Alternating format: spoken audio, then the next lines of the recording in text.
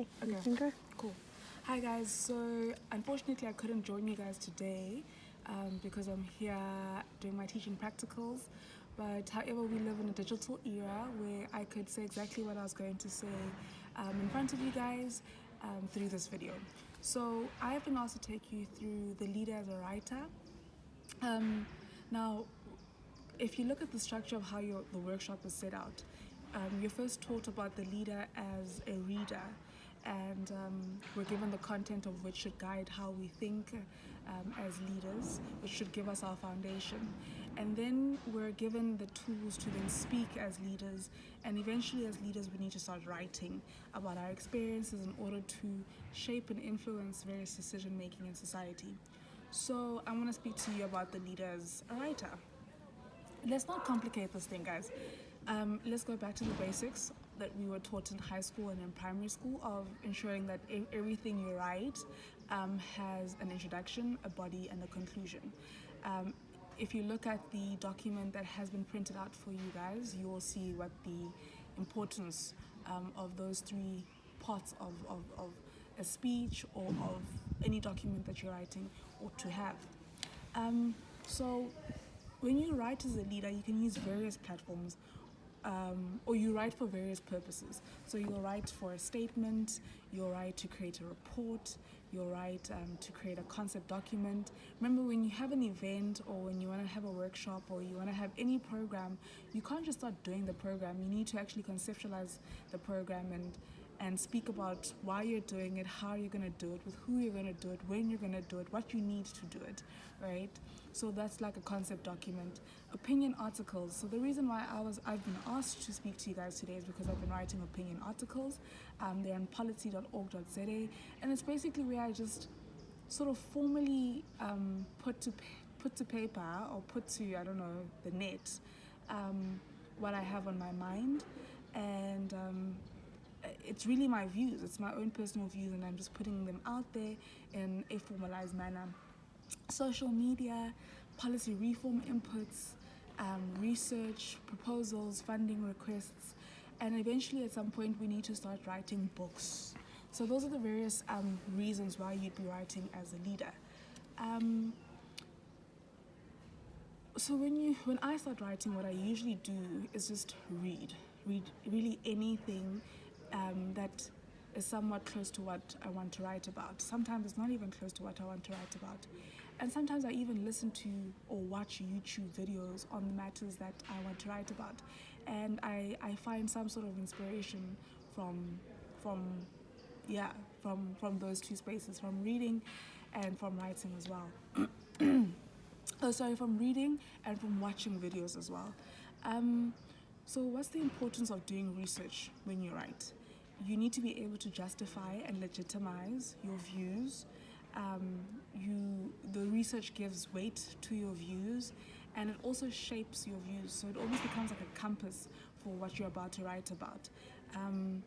And it makes it less difficult for anyone to argue against what you've said, because you have the figures, because you have a reference, because you're not speaking basically hot air. So research is very important in your writing. Also, identify your writing style. So I almost write as if I'm speaking, and I feel comfortable like that. So after people have read my opinion articles, they come back to me and they say to me, "Oh my gosh, I felt like you were talking to me in person." And I'm glad that I have that impact, because I know that people are able to relate to my writings. You can identify your own writing style. If you prefer to write academically, then you can do so. If you prefer to use metaphors, you can do so. If you prefer to even use statistics to legitimize your arguments, then you can do that. But identify your writing style and get comfortable in it. Get a personal editor. I don't have some amazing editor person who edits my work. My grandmother edits my work.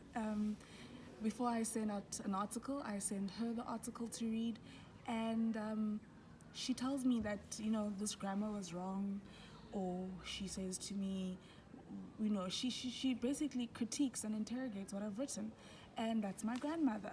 So you don't really have to go far and find some professional Speak to your comrades, debate with your friends, with your girlfriends, even the people who, I think as people who are leaders and who are also in the political space, we tend to only feel validated when our views are validated by people who are in the political space. But sometimes we need to remember the fact that we lead society, and we need people, ordinary members of society, to to um, to relate to what we're writing and what we're speaking about and what our views are. Otherwise, we're leading ourselves and not leading society. Share your thoughts. So after you've written, or as as motivation to write, know that you can share your thoughts on print media, and sometimes they even pay you. So if you're a student and you need an extra buck, you can literally just reach out to a media company, and sometimes they pay you per word, and that could be you as a young person making an extra buck, but also contributing to the discourse in society. Look at your campus media, social media, online media, ANC Today. Social media does not only speak to writing or sharing your articles on Facebook and on Twitter, but also sharing your articles or your writings on WhatsApp. Just share the link and everyone has access to it.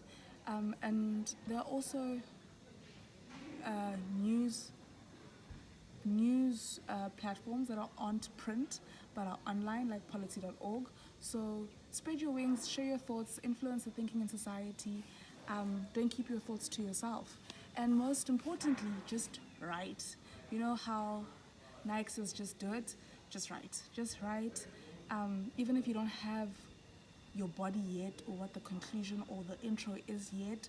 Maybe you have the conclusion but you don't have the intro yet. Just write, and it'll all fall in place. But what's most important about the leader as a writer is that they need to be able to influence discourse beyond the now, beyond the now. When people have listened to you, they need to be able to go back to your writings and relate and interrogate what you said. So yeah, guys, I'm really sorry I couldn't be there in person. Thank you to the person taking this video right now. Enjoy the rest of the workshop.